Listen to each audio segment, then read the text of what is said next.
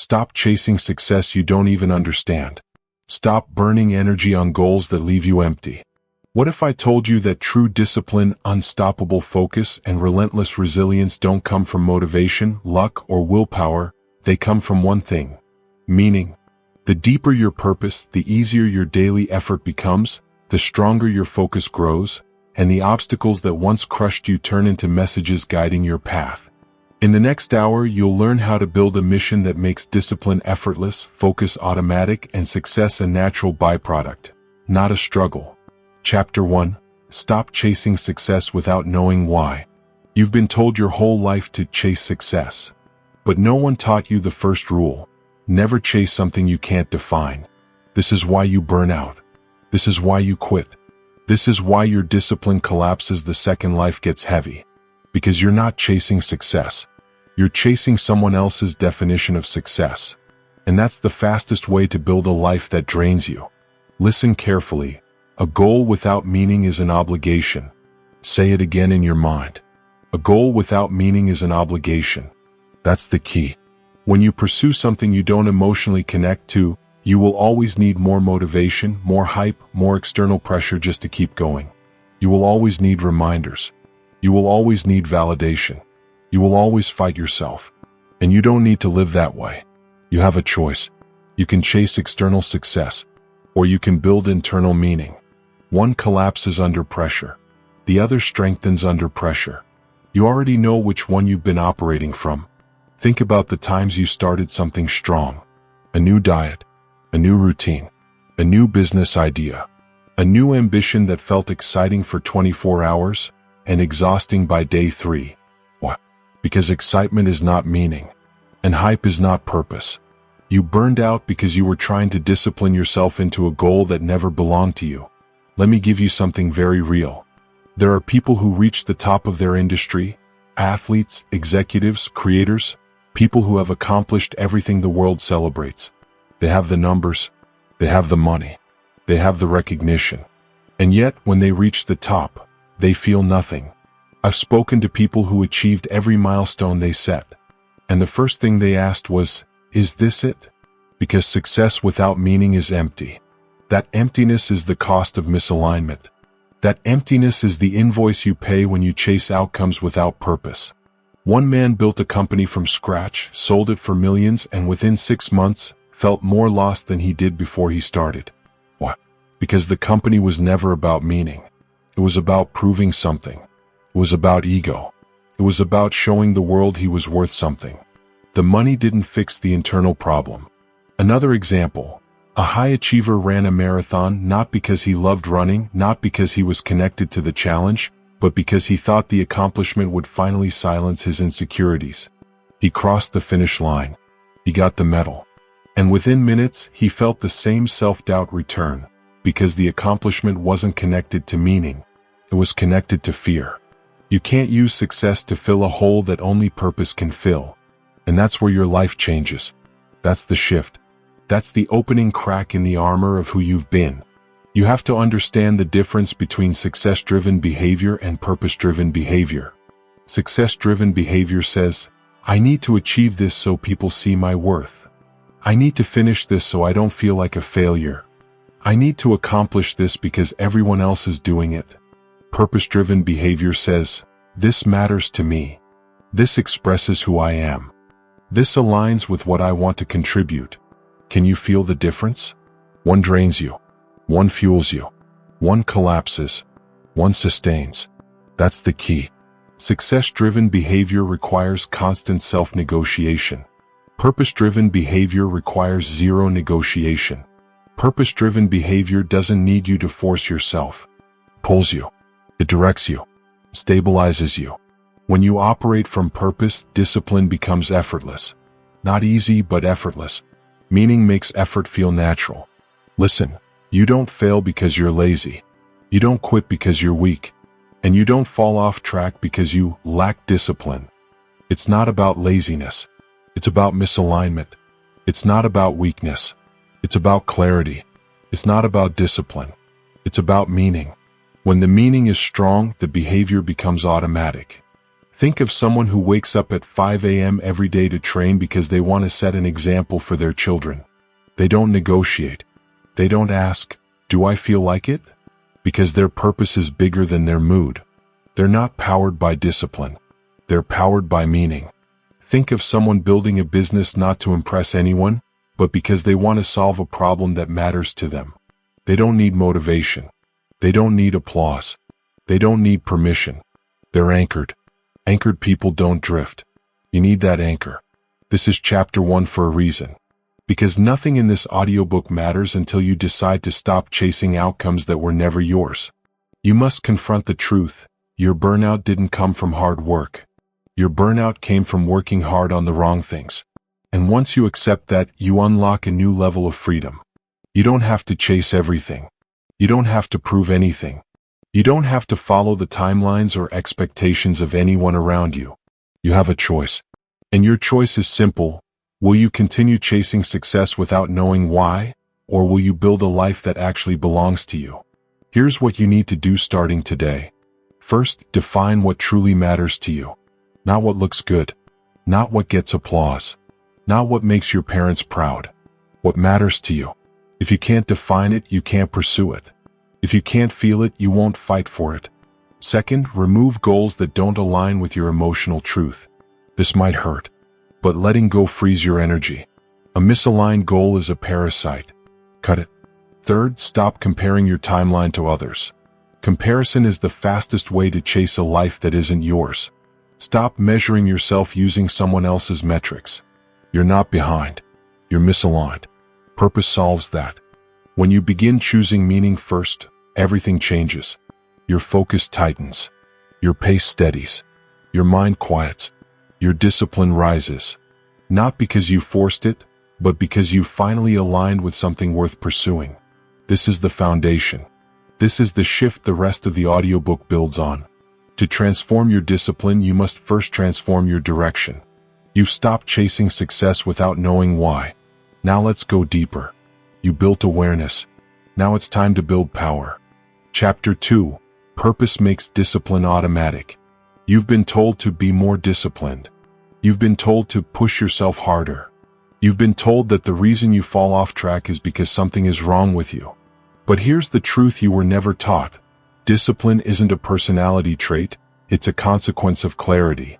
Say that again. Discipline isn't a personality trait. It's a consequence of clarity. That's the key.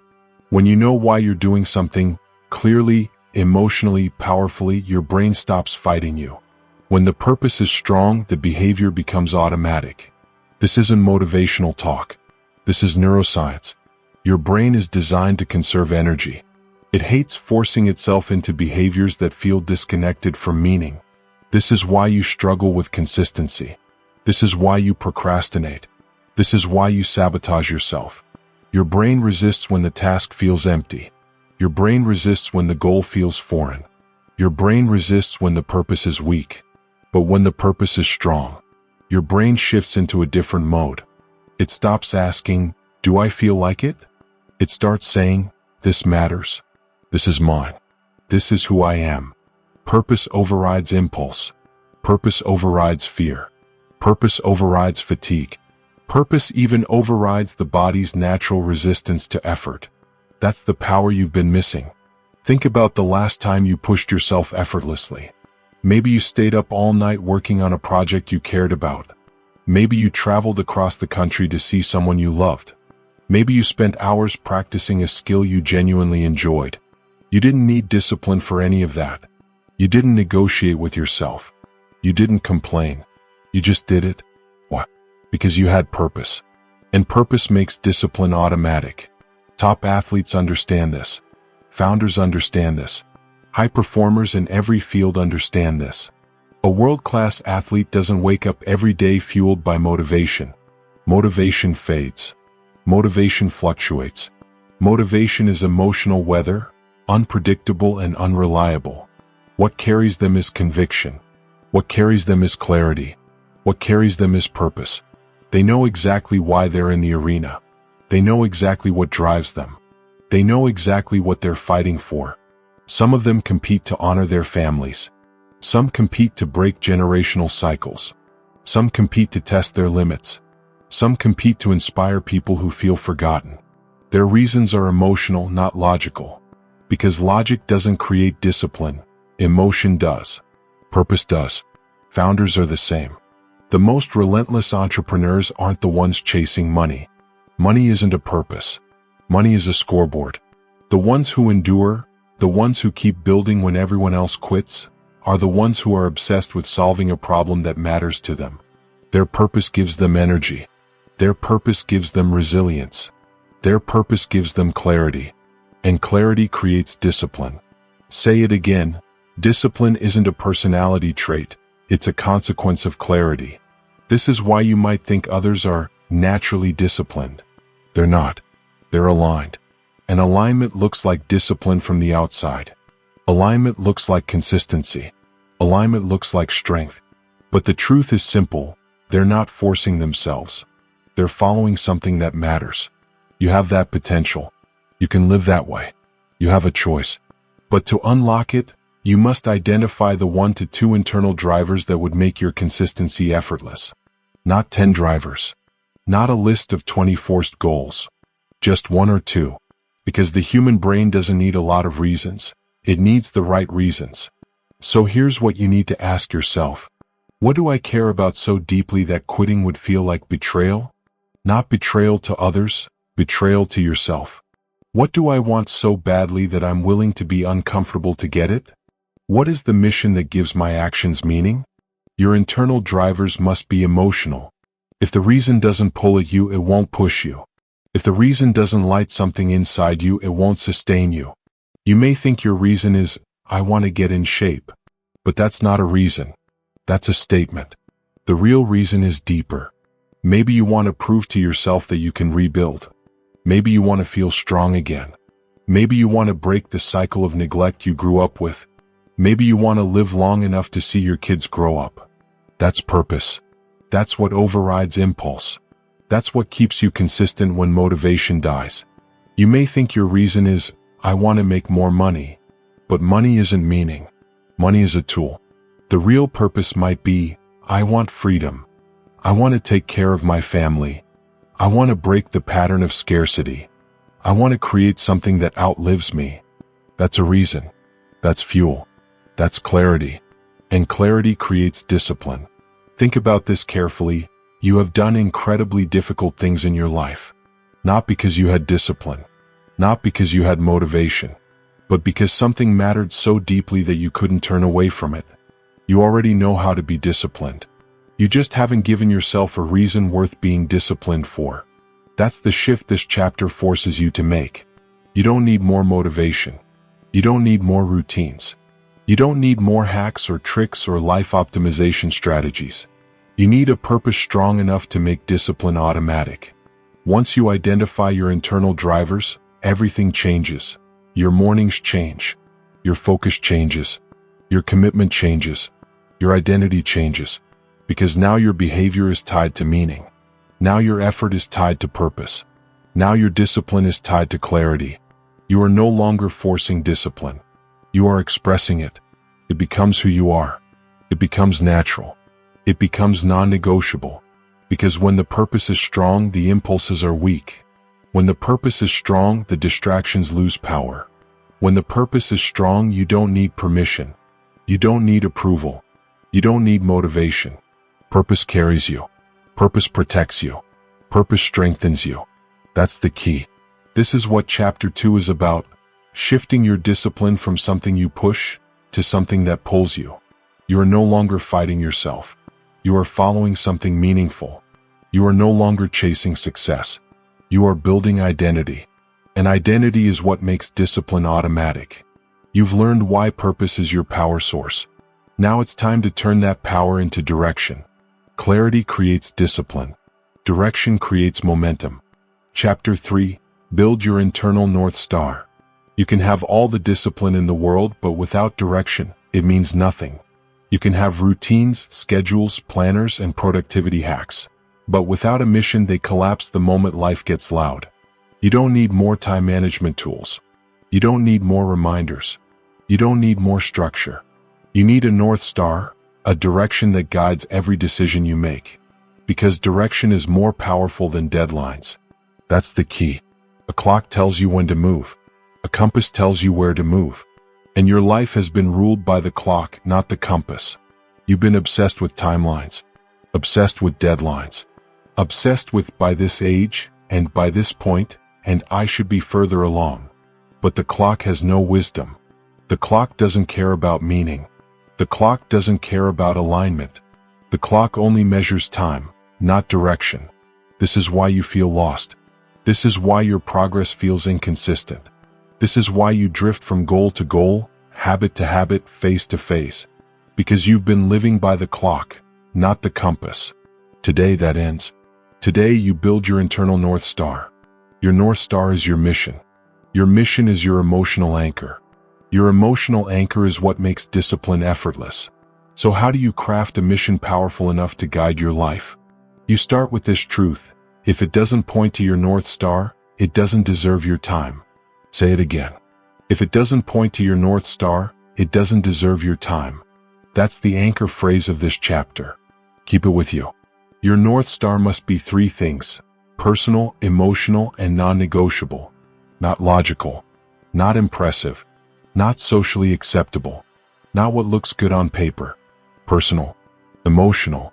Non-negotiable. Your mission isn't something you announce to the world. Your mission is something you feel in your bones. Let's break this down.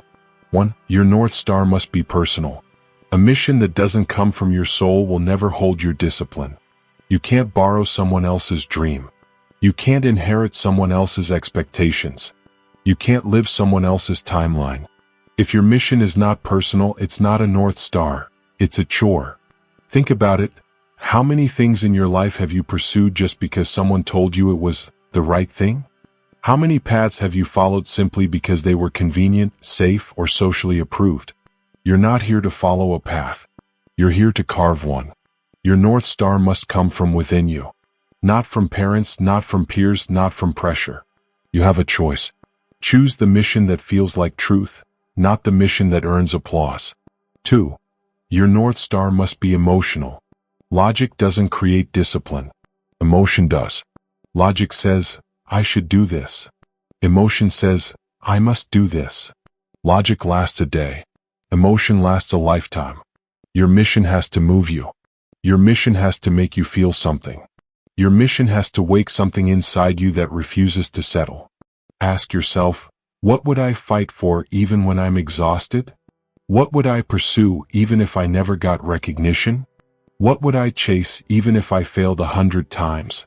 That's emotion. That's purpose. That's your North Star calling. 3. Your North Star must be non-negotiable. A mission is only a mission if it cannot be negotiated. If you negotiate with it, it is not your North Star. It is a preference. Preferences fade. Preferences collapse when discomfort shows up. Preferences die the second resistance appears. But a mission? A mission doesn't break. A mission doesn't move. A mission doesn't wait for motivation. A mission says, this is who I am. This is what I'm building. This is the direction of my life. Your North Star must be a mission that you refuse to compromise. If it's not non-negotiable, it won't guide you. The compass versus the clock. Let's return to the metaphor. The clock measures time. The compass measures direction. You've been letting the clock control you. I'm behind. I'm late. I should be further. I need to hurry. But rushing doesn't lead to purpose. It leads to panic. It leads to poor decisions. It leads to chasing goals that don't belong to you. Direction is what matters. Direction is what builds mastery. Direction is what creates consistent discipline. When you build your North Star, something powerful happens. You stop rushing. You stop comparing. You stop drifting. You start aligning. You start focusing. You start building. And suddenly your life makes sense again. Your effort makes sense again. Your discipline makes sense again. Because now everything points to something. If it doesn't point to your North Star, it doesn't deserve your time. That phrase becomes your filter, your boundary, your mental armor. Every opportunity, every distraction, every request, every commitment, You evaluate it with one question: does this move me toward my North Star? If the answer is no, it is gone. Not delayed. Not reconsidered. Gone. Because your direction matters more than your schedule. Your mission matters more than your mood. Your North Star matters more than your distractions. This is how you build a purposeful life. This is how you build a disciplined life. This is how you build a life that feels like your life. Your mission statement. Now let's put this into practice. Craft a mission statement that meets 3 conditions: personal, emotional, non-negotiable. It doesn't need to be long. It doesn't need to be poetic. It doesn't need to impress anyone. It needs to be true. Something like, I am committed to building a life of strength and self-respect. I will create freedom for myself and my family. I will break the cycles that try to break me. I will develop mastery in the work that matters to me. This is your compass. This is your direction. This is your North Star. Hold it. Protect it. Live by it. Because if it doesn't point to your North Star, it doesn't deserve your time. You've built your direction. Now it's time to remove the obstacles blocking your path. You have your compass. Next, you eliminate friction. Chapter 4. Remove what weakens you. Before you try to add more discipline, before you try to add more routines, before you try to add more motivation, more structure, more effort, you must do the one thing almost nobody talks about. Remove what destroys your discipline in the first place. That's the key. Say it again in your mind. Before you add discipline, remove what destroys it. You don't rise because you pile more on your plate. You rise because you remove the things that drain your focus, your energy, and your identity. This chapter is about friction elimination, cutting the habits, environments, and relationships that weaken you. Because you can't build a strong life on a weak foundation. You can't create discipline in a chaotic environment. You can't create focus in a world you allow to distract you. You have a choice. Stop adding more. Start removing the things that sabotage you. The power of subtraction. People love adding. It makes them feel productive. Let me add a new habit. Let me add a new app. Let me add a new routine. Let me add a new productivity system. But addition is not the solution. Subtraction is. Real transformation doesn't start with doing more. It starts with doing less of the wrong things. You don't need more discipline. You need fewer distractions. You don't need more motivation. You need fewer energy leaks. You don't need more time.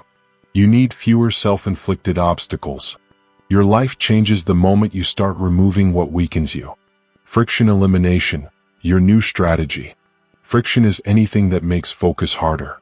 Friction is anything that pulls you away from your North Star. Friction is anything that drains you before you even begin. Friction can be a habit. Friction can be a person. Friction can be an environment. Your job is simple. Identify the friction. Remove the friction. Protect your direction. That's the formula. That's the shift. Let's break this down. 1. Remove weakening habits. You already know the habits that weaken you. The habits that steal your morning. The habits that steal your focus. The habits that steal your confidence. You don't need a list. You don't need a spreadsheet. You don't need an app to track them. Maybe it's staying up late scrolling until your brain is exhausted. Maybe it's saying yes to everything. Maybe it's checking your phone before you even check in with yourself. Maybe it's procrastinating to the point where effort becomes panic instead of power. These habits make focus impossible. These habits drain discipline before you even begin. These habits make you question your potential, not because you're incapable, but because your energy is leaking everywhere. Here's a real-world example. A client of mine wanted to write a book. She had the talent. She had the vision. She had the passion. But she couldn't stay consistent. So I didn't tell her to wake up earlier. I didn't tell her to create a new schedule. I didn't tell her to force discipline. I asked one question: what is weakening you? Her answer was simple: I check my phone the moment I wake up. That one habit was destroying her entire morning. The noise of the world was entering before her own voice did. Her mind was being scattered before it had a chance to focus. She removed the habit. And within 30 days she wrote more than she had written in the last 2 years. Not because she added discipline, but because she removed what destroyed it. 2. Remove weakening environments. Your environment shapes your behavior more than your intentions do. You can't out-discipline the room you live in. You can't out-focus the chaos you tolerate. Some environments make you small. Some environments make you reactive. Some environments make you forget your mission. A man I coached struggled for years to stay focused on building his business. Every time he tried to work, something would pull him away. Noise, clutter, people walking in and out, constant interruptions. He didn't have a discipline problem. He had an environment problem. When he finally created a quiet, minimal, dedicated working space, everything changed. His focus skyrocketed. His progress accelerated. His belief grew. Not because he added more effort, but because he removed the environment that weakened him. Your environment is training you. Make sure it's training you correctly. 3. Remove weakening people. This is the hardest part, but it's the most necessary. There are people in your life who drain your energy, distract your mind, and destabilize your mission. Not because they're bad people, but because they are misaligned with your direction. You cannot become who you want to be while surrounding yourself with people committed to who you used to be. I've seen this happen countless times. Someone tries to build a new life, a new routine, a new identity, but their circle resists. They laugh. They tease. They minimize the effort. They guilt trip. They pull you back. Not because they want to harm you, but because your growth threatens their comfort. One man I worked with gave up drinking. For months, his friends mocked him. They pushed him to stay the same. They wanted the old version of him back. He finally removed himself from that circle. And within 6 months, his health transformed. His mind cleared. His ambition returned. He didn't add anything. He simply removed the relationships that weakened him. Before you add discipline, remove what destroys it. Never forget that. Your new life strategy. Here's what you must do from this chapter forward. Step 1. Identify the habits that weaken you. Step 2. Identify the environments that scatter your mind. Step 3. Identify the relationships that pull you backward. Step 4. Remove them, ruthlessly, unapologetically, without hesitation. Not because you're cold. Not because you're selfish. But because your mission matters. Your direction matters. Your purpose matters. And you can't carry dead weight into a meaningful future. When you eliminate friction, your natural discipline rises. Your focus sharpens. Your energy returns. Your identity strengthens. You become who you were supposed to be all along. You've removed what weakens you. Now it's time to strengthen what guides you. You cleared the noise. Now you build the focus. Chapter 5. Train your attention like a warrior. Your attention is your power. Your attention is your leverage. Your attention is the gateway to your purpose, your discipline, your identity. And yet, your attention is under attack every single day. You live in a world designed to scatter you. Notifications, ads, endless feeds, constant noise, 1,000 demands pulling you in 1,000 directions. Modern life trains you to be reactive, not intentional. Scattered, not focused. Passive, not powerful. But here's the truth you must absorb. Focus is not luck. Focus is training. Say it again, focus is not luck. Focus is training. Just like a warrior sharpens a blade, you sharpen attention. Just like a warrior builds discipline, you build focus. Just like a warrior prepares for battle, you prepare your mind. This chapter is about reclaiming your attention, strengthening it, protecting it, owning it, not just for a moment, but for your entire life. Because if you can control your attention, you can control your direction. And if you can control your direction, you can control your destiny. Attention is a muscle. Most people treat attention like a mood, like something that happens when conditions are perfect. I'll focus when I feel like it. I'll focus when things calm down. I'll focus when I'm motivated. That's not how attention works. Attention is a muscle. It weakens when neglected. It strengthens when trained. If you train it, it grows. If you avoid it, it shrinks. If you challenge it, it becomes resilient. If you surrender it, it becomes fragile. You have a choice. You can train your attention like a warrior, or lose it to a world that feeds on your distraction. The scattered mind is a conditioned mind. You're not distracted because you're weak. You're distracted because you've been conditioned to be. Every swipe trains you to seek stimulation. Every click trains you to chase novelty. Every notification trains you to abandon depth for speed. This is not about blame. This is about awareness. You have been trained to be reactive, but you can train yourself to be focused. That's the key. Focus is training. Focus is conditioning. Focus is a skill you build intentionally. The warrior mentality. A warrior doesn't wait to feel ready. A warrior creates readiness through repetition, through discipline, through deliberate practice. If you want the mind of a warrior, follow these principles. 1. Protect your mental territory. A warrior does not let enemies walk into camp. You should not allow distractions to enter your time without permission. 2. Train under pressure. A warrior doesn't train only when it's easy. You must practice focus in an imperfect world. 3. Build rituals to strengthen the mind. A warrior is not casual about preparation. You cannot be casual about your attention. Focus is not an accident. Focus is a system. Deep focus blocks your core training. If attention is a muscle, deep focus blocks are the workout. Here's how to train like a warrior. Step 1. Choose one target task. Not 3. Not 5. Not a list. 1. Scattered goals create scattered attention. Single goals create powerful attention. Step 2. Set a timer for 25 to 45 minutes. Long enough to challenge your mind. Short enough to prevent overwhelm. Step 3. Remove every distraction. Phone off. Tabs closed. Noise minimized. Not because you're weak, but because you're smart. Step 4. Train without stopping. You finish the block. No matter what. Even if it's imperfect. Even if your mind tries to escape. Especially then. Discomfort is the training. Restlessness is the training. Boredom is the training. You are conditioning your mind to focus under pressure. Do not underestimate this. This is how you separate yourself from 99% of people. Focus is not luck. Focus is training. Repetition rituals, the warrior's discipline. Warriors don't rely on motivation. They rely on repetition. Here are repetition rituals you must build. 1. Same time daily. Set a daily focus block at the same time.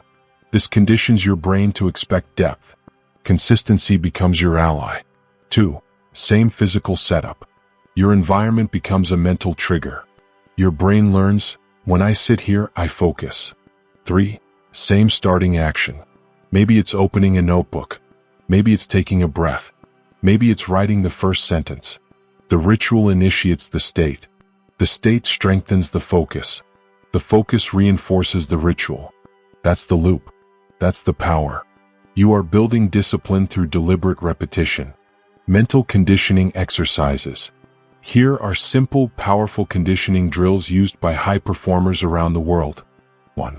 The 1-minute stillness drill. Sit still for 1 minute. No phone. No movement. No stimulation.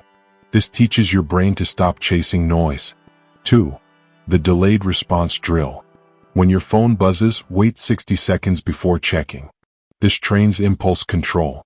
This teaches you that your attention belongs to you, not to the world. 3. The distraction log.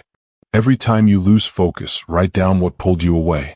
Patterns reveal problems. Awareness reveals solutions. The more you understand your distractions, the less power they have over you. Why this matters? When you train your attention like a warrior, everything changes. You stop reacting. You start choosing. You stop scattering your energy. You start directing it with precision.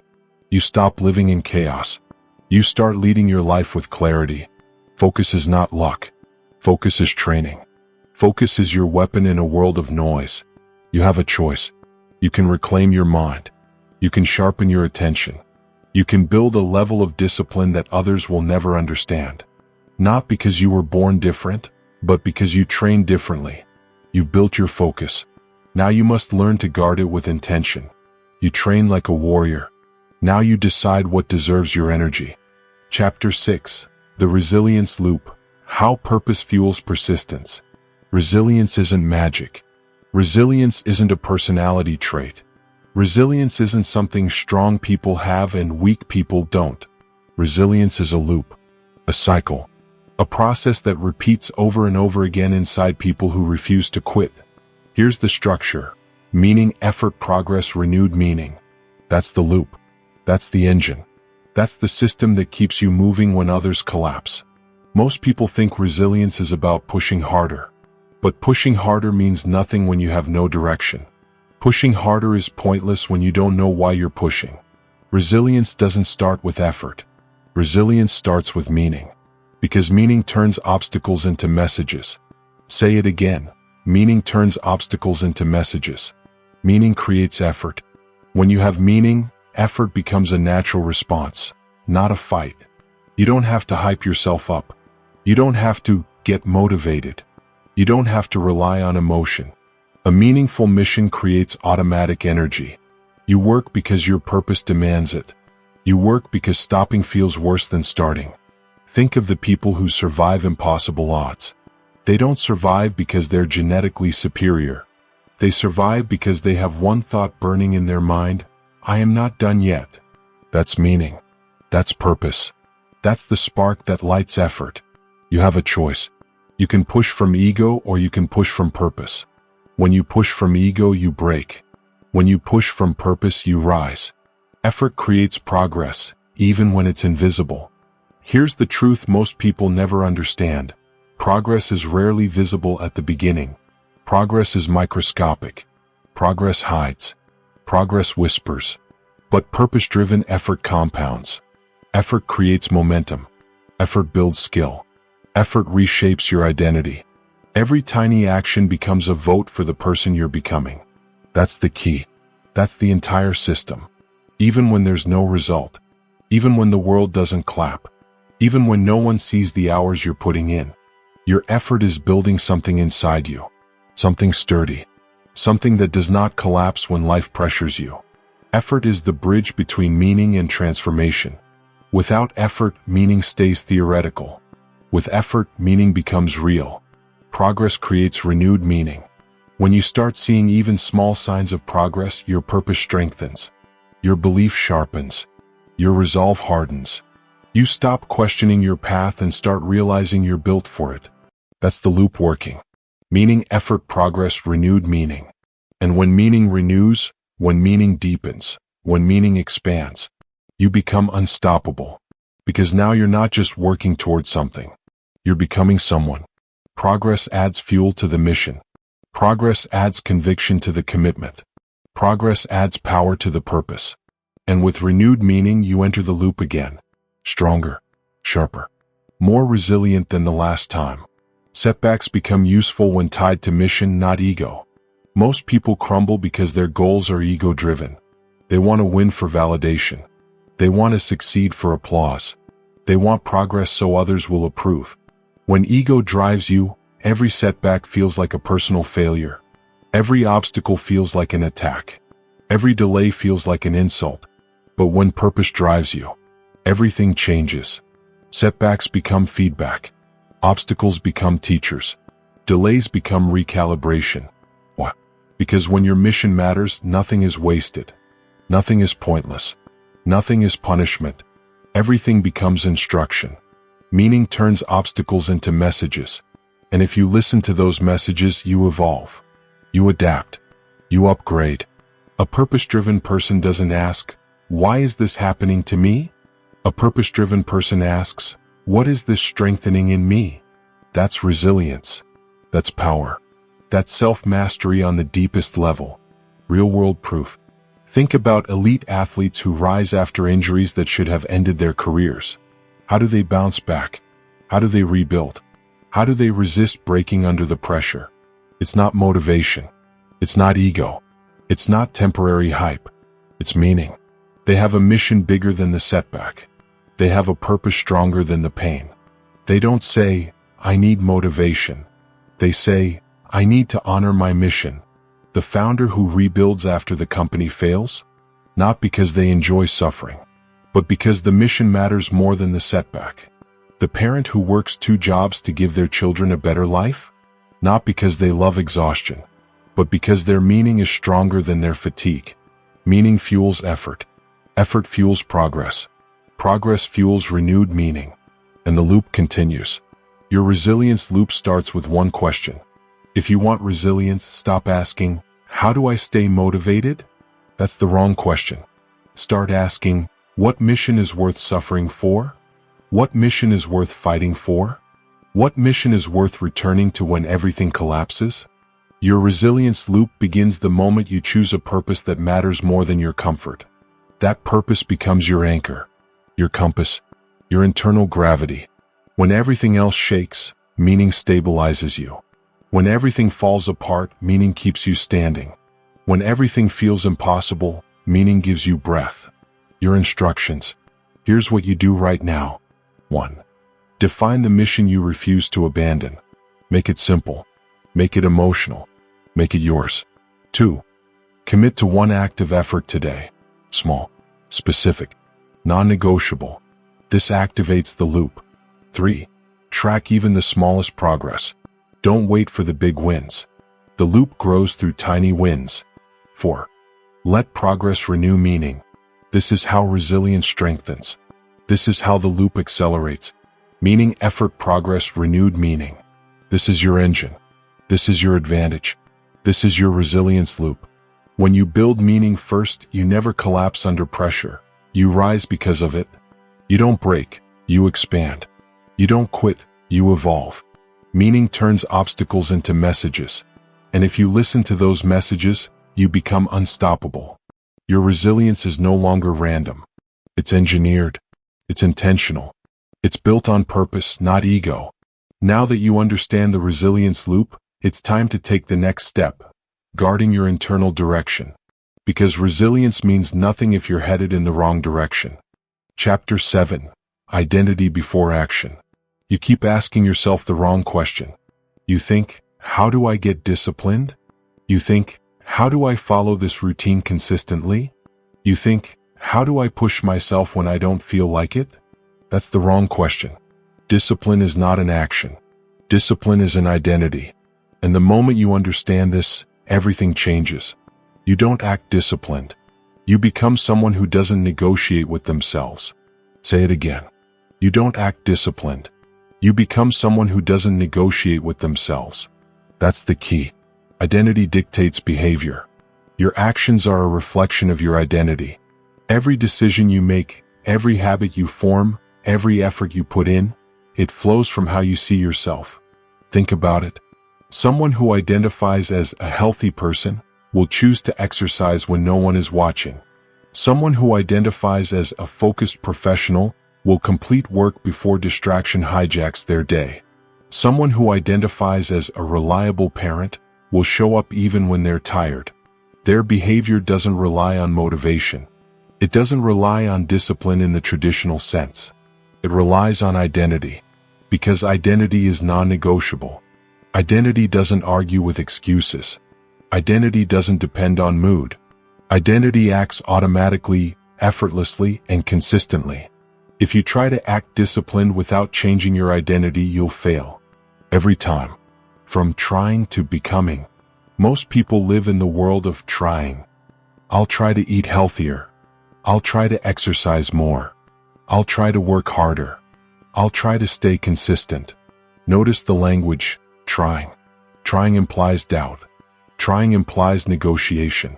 Trying implies you might fail, and you probably will. Now imagine this instead. I am someone who eats healthy. I am someone who trains daily. I am someone who finishes what they start. I am someone who doesn't negotiate with themselves. See the difference? Trying is temporary. Becoming is permanent. Identity is the bridge between fleeting motivation and long-term consistency. Your habits change when your sense of self changes. Your actions mirror the person you are becoming, not the person you were yesterday. Real-world example, the athlete. Take a professional athlete, for instance. They don't wake up every day hoping they feel motivated to train. They don't rely on inspiration from others. They don't negotiate with themselves. They train because they are someone who trains. The identity comes first. The action follows automatically. When they miss a session, they don't see it as failure. They see it as a temporary misalignment and immediately return to the standard set by who they are. That's identity-level discipline. That's what separates someone who tries hard from someone who becomes unstoppable. Real-world example, the entrepreneur. Entrepreneurs who succeed long-term are not motivated every day. Some days are exhausting. Some days feel pointless. Some days feel hopeless. Yet they persist. Why? Because they identify as someone who solves problems. They are someone who builds, creates, and endures. They are someone who doesn't negotiate with themselves. Their behaviors are not optional. Their habits are not occasional. Their identity drives action. How to shift your identity? You can do this too, but it requires deliberate work. Step 1. Decide who you want to be. Not what you want to do. Not what you want to achieve. Not what others expect of you. Who do you want to be? Write it down. I am someone who, fill in the blank. Make it precise. Make it non-negotiable. For example, I am someone who focuses without distraction. I am someone who completes every task I start. I am someone who protects my time and energy. I am someone who grows daily. Step 2. Act in alignment with that identity. Behavior must reflect identity. If your identity is someone who trains daily, you train daily. If your identity is someone who reads and learns consistently, you read consistently. If your identity is someone who respects their time, you protect your schedule. Even small actions matter. Every action reinforces identity. Every repetition strengthens the loop. Step 3. Replace trying language. Stop saying, I'll try. Start saying, I am. I am someone who, the statement is non-negotiable. It declares your standard. It eliminates doubt. It removes excuses. Your mind begins to believe what you declare repeatedly. Your actions align with belief. Your behavior becomes identity-driven. Step 4. Use setbacks as proof of identity, not failure. You will falter. You will make mistakes. You will get distracted. When that happens, don't say, I failed. Say, I am still becoming who I said I am. Identity-level thinking removes shame. It removes negotiation. It removes hesitation. You return to the standard because it is you. Not because you're trying. Not because you feel motivated. Because it's who you are. Repetition and reinforcement. Remember this phrase, you don't act disciplined. You become someone who doesn't negotiate with themselves. Repeat it until it sinks in. Repeat it every morning. Repeat it when temptation comes. Repeat it when fatigue hits. Repeat it when doubt whispers. Because identity is not a thought, it's a practice. Your life will align with the identity you declare and defend. Your daily identity practice. Declare your identity in the morning. Align every action to that identity. Reflect in the evening. Did my actions reflect who I said I am? Correct, refine, and reinforce the loop. This is how you stop negotiating with yourself. This is how you stop relying on luck, motivation, or willpower. This is how discipline becomes automatic. Identity creates unshakable discipline. Identity creates resilience. Identity creates consistency. Identity creates the person who never quits. When you shift from trying to becoming, everything changes. Your habits follow. Your focus strengthens. Your results compound. Your life transforms. You don't act disciplined. You become someone who doesn't negotiate with themselves. You've built your identity. Now it's time to silence the noise that distracts it. Chapter 8. Silence your environment so your purpose can speak. Your environment is not neutral. It's not background noise. It is training you whether you realize it or not. Every sound, every image, every conversation, every notification is shaping your mind. Every distraction is training you to be scattered. Every chaos-filled space is training you to be reactive. Every loud, cluttered, uncontrolled environment is teaching you how not to focus. Your environment is training you. Make sure it's training you correctly. Say it again. Your environment is training you. Make sure it's training you correctly. That's the key. If you want purpose to speak, you must silence everything that competes for attention. You must remove noise. You must reduce clutter. You must create space for clarity. Because when your environment is chaotic, your purpose gets drowned out. When your environment is loud, your decisions are reactive. When your environment is crowded, your focus is weak. Digital noise. First, the obvious digital noise. Notifications, alerts, pop-ups, endless scrolling, social media, emails pinging every minute. You think you can multitask through this chaos. You think you can check in and still stay productive. No. Every ping is a fragmenting agent. Every alert pulls your attention away from your mission. Every scroll trains your brain to be scattered. The solution is ruthless. Control the digital environment. Turn off non-essential notifications. Close unnecessary tabs. Use focused work modes on devices. Block the apps that fragment your mind. This is not optional. Your brain is being trained every second. Make sure it's being trained correctly. Emotional noise. Next, emotional noise. Gossip, drama, complaints, arguments. People who drain your energy without giving anything back. Emotions you carry from the day before, unresolved conflicts, lingering resentment. These are distractions in disguise. They steal your mental bandwidth. They cloud your judgment. They make you reactive instead of intentional. The solution: emotional hygiene. Detach where necessary. Set boundaries. Protect your mental state. Don't let other people's chaos become your chaos. Your environment includes emotional climate. Train it. Guard it. Let only what aligns with your purpose occupy space in your mind. Mental noise. Third, mental noise. Endless to-do lists. Overthinking. Worrying about what might happen or what could go wrong. Future projections that pull you out of the present. Mental noise eats focus. It erodes clarity. It makes decisions slow, sloppy, and reactive. The solution: structured mental practices. Journaling. Mind mapping. Prioritization exercises. Meditation or focused breathing. Give your mind clear rules. Train it to focus on what matters. Silence the unnecessary chatter. Social noise. Fourth, social noise. People who pull you off course. Friends who constantly distract. Colleagues who gossip. Family members who overstep boundaries. Not everyone will support your mission. Not everyone will get your purpose. And that's fine. But your time and energy are limited. Your environment must reinforce your identity, not sabotage it.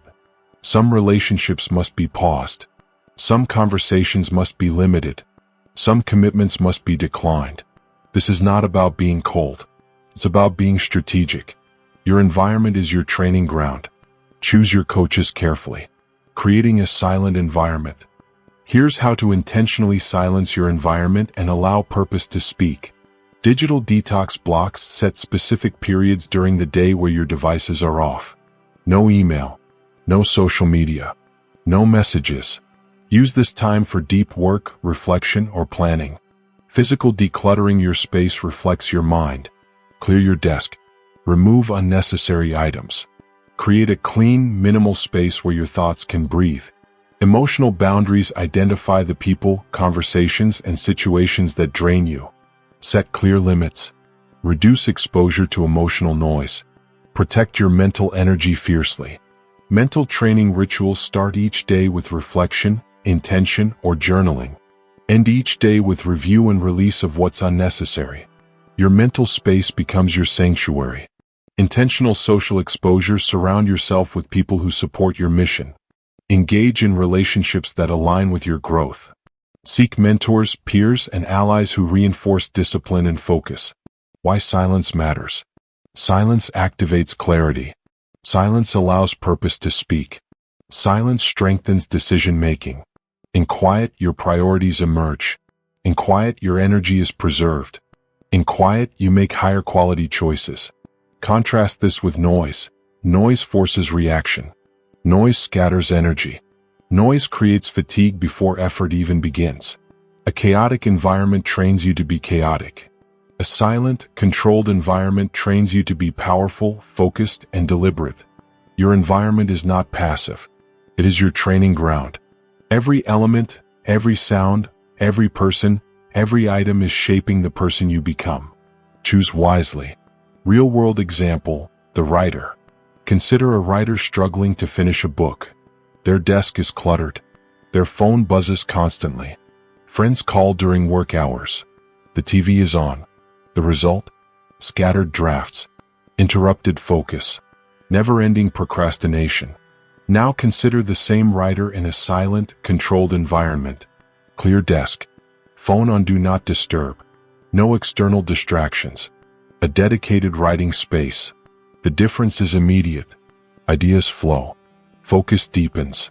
Writing becomes consistent. Purpose speaks because the noise is gone. Real-world example, the executive. An executive juggling multiple priorities realizes meetings, endless email chains, and open-door chaos are draining focus. They restructure the environment, scheduled focus blocks, protected decision-making time, closed office doors, delegated non-essential tasks. Outcome?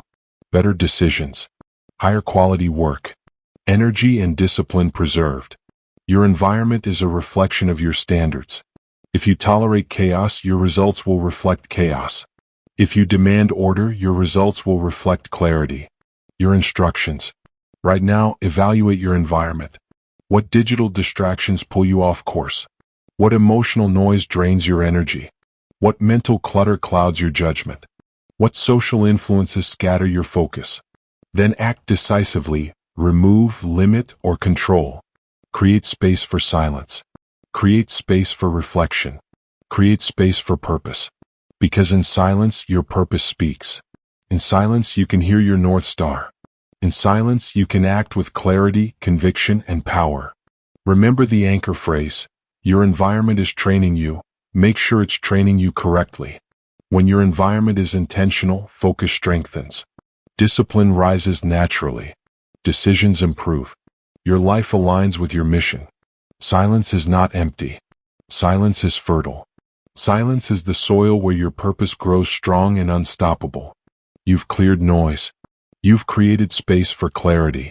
Now it's time to leverage that clarity into unstoppable consistency. Chapter 9. Build habits that serve your mission, not your mood. Most people try to rely on motivation. They wake up and ask themselves, do I feel like it today? I'll do it if I'm inspired. I'll push myself if I have energy. That's the wrong question. That's the trap. That's why 95% of people never follow through. Mood is temporary. Systems are permanent. Say it again. Mood is temporary. Systems are permanent. Your daily discipline cannot rely on how you feel. It cannot rely on fleeting motivation. It cannot rely on pushing through using willpower alone. Discipline must be built into the structure of your life. Discipline must flow from your systems. Discipline must be a consequence of your identity and mission, not your mood. Systems versus goals. Most people chase goals. I want to lose 20 pounds. I want to write a book. I want to make $100,000 this year. Goals are outcome-focused. Goals are temporary. Goals are fragile. Systems are process-focused. Systems are permanent. Systems are unstoppable. A goal without a system is just hope. A system aligned with your identity and purpose is inevitable. Think about it. You don't say, I hope to breathe today. You have a system. Your lungs work automatically. Your identity, alive, drives the system. The same applies to your mission. Your system should be designed to reinforce who you are and what you stand for. Design habits around identity. Ask yourself, who am I becoming? What identity do I refuse to negotiate with? Your habits should express that identity, not your mood, not your willpower, not temporary enthusiasm. If your identity is someone who trains consistently, your system isn't, I'll exercise if I feel motivated. Your system is, every day at 6 a.m. I train. No exceptions. Your identity is someone who reads and grows daily. Your system isn't, I'll read if I have time or feel like it. Your system is, every day I read 20 pages before breakfast. This is how systems become non-negotiable. Not through force. Not through motivation. Through identity and mission. How mood sabotages discipline. Mood is temporary. Motivation is fleeting. Energy ebbs and flows. If your habits rely on mood, you will never be consistent. Some days you will feel inspired. Some days you will feel exhausted. Some days you will feel off. If your habits rely on mood, those off days will destroy you. And they always come. But when your habits are systemized, anchored in identity and purpose, mood becomes irrelevant. Mood is temporary. Systems are permanent. Repeat it. Your life will follow the system, not your feelings. Routines that express meaning.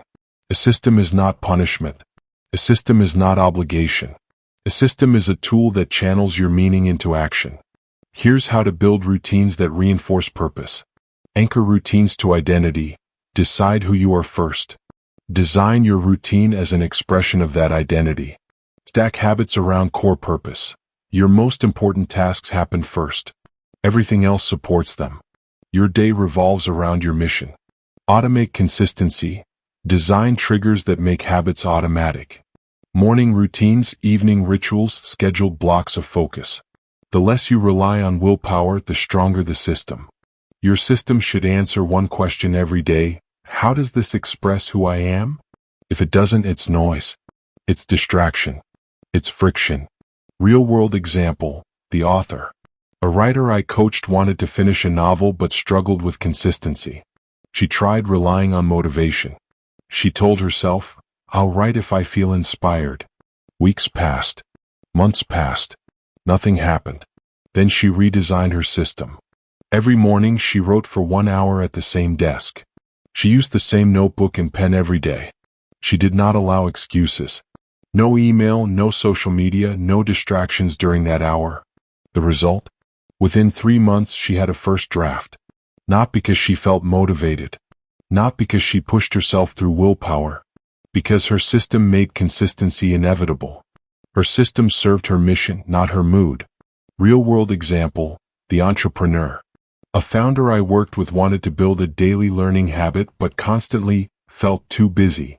We implemented a simple system. 30 minutes of learning first thing in the morning, before email or meetings. Pre-selected books and resources aligned with his mission.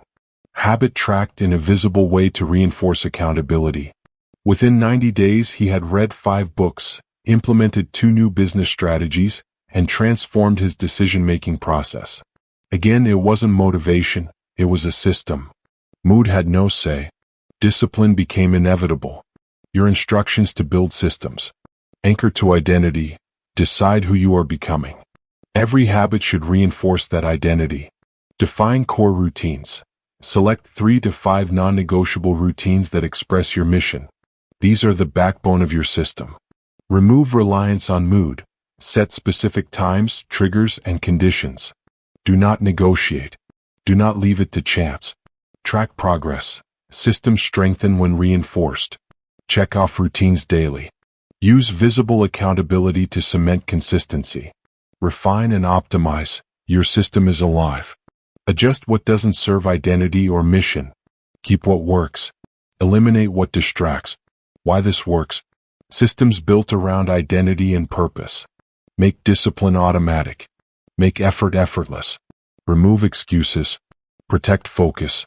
Accelerate results. Mood will come and go. Motivation will rise and fall. Willpower is limited. But a system aligned with mission? It's permanent. It's unstoppable. It will carry you forward regardless of temporary feelings. Mood is temporary. Systems are permanent. Repeat it. Internalize it. Live it. When you design your systems around identity and purpose, you no longer rely on luck, energy, or emotion. You no longer negotiate with yourself. You no longer drift. You become consistent. You become unstoppable. You become the person who follows through no matter what. Now that your habits serve your mission, it's time to take your mission to the world. Chapter 10. Live the long game. Purpose is a lifetime strategy. Most people chase instant results. They want quick wins, fast validation, and visible success. They measure their effort by applause, likes, or temporary recognition. That's the trap. That's why most people burn out. That's why most people quit. Purpose does not work that way. Purpose is not seasonal. Purpose is permanent. Success is seasonal. Purpose is permanent. Say it again, success is seasonal. Purpose is permanent. When you commit to purpose over instant gratification, something shifts. Consistency becomes natural. Discipline becomes automatic. Progress becomes inevitable, even when it's silent. This chapter is about playing the long game, about thinking decades instead of days, about living in a way that aligns every choice with the mission you've defined. Why the long game wins. Short-term thinking is everywhere. Trends, hype, and quick fixes dominate culture. People celebrate yesterday's viral moment and forget the work behind it. But meaningful pursuits operate on a different timeline. Purpose-driven individuals understand that lasting achievement is built quietly, consistently, and intentionally. Long-term thinking produces results because it compounds. Skill compounds. Knowledge compounds. Relationships compound. Effort compounds. Short-term wins may impress others. Long-term consistency transforms your life. Delayed gratification is your ally. The long game requires delayed gratification. You cannot become exceptional by seeking comfort every day. You cannot master your craft by choosing immediate pleasure over deliberate effort. Every choice matters. The early mornings you invest while others sleep. The discipline you practice when no one is watching. The focus you maintain when distractions scream for your attention. These small sacrifices add up. They create silent progress. They build momentum that cannot be bought, borrowed, or faked. Remember, delayed gratification is not suffering, it's leverage. It allows you to trade temporary comfort for permanent advantage. Silent progress is real progress. Most people measure success externally. They look for trophies, recognition, or applause. They want visible proof before believing in their growth. Purpose-driven individuals measure progress differently. They celebrate skill acquired. They celebrate habits strengthened. They celebrate the internal victories no one else sees. This is silent progress. Slow, incremental, invisible, yet unstoppable. The long-game thinker knows, what's unseen today becomes undeniable tomorrow. Your competitors may burn out chasing immediate results. You endure. You build. You grow quietly while others chase noise. Stories of long-game thinkers. Look at anyone who achieved lasting mastery. The athlete who trains for years before a single championship. The entrepreneur who invests decades into building a business that outlasts trends. The artist who refines craft for years before recognition arrives. They all share one trait. They played the long game. They did not quit when results were invisible. They did not surrender to impatience. They aligned every action with a purpose that outlasted seasons.